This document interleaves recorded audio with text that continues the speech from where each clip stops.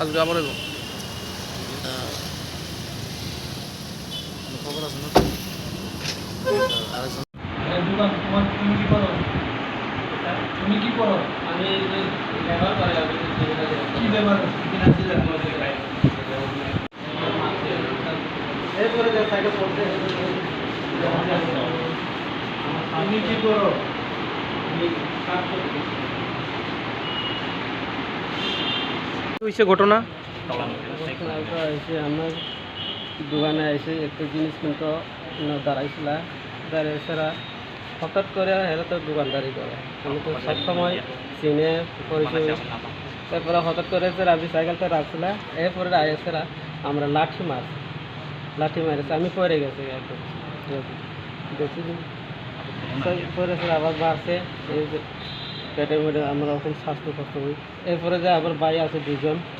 আমার লগে মাংস ব্যাপারীর কাছে গিয়েছিল তারা দা লসে দা দিয়ে কাটা আমরা চাইতেছি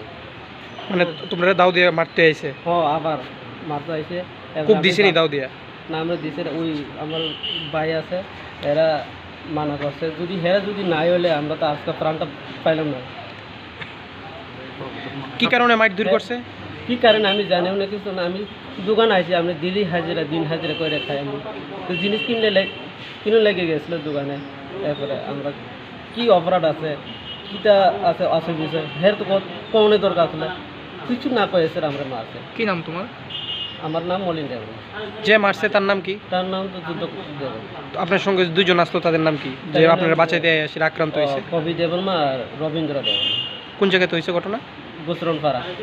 গুসরনপাড়া শর্টগন নগর বেশি পাড়া হইলে গুসরনপাড়া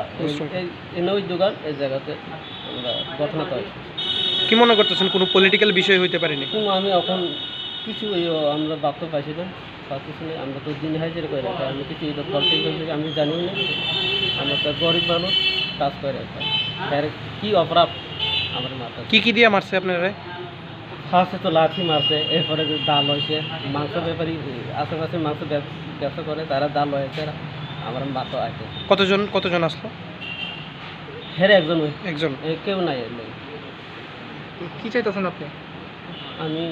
এখন কয়েকটা কারণ আমরা শরীর খুব অসুস্থ আমি পরে আমি শেষ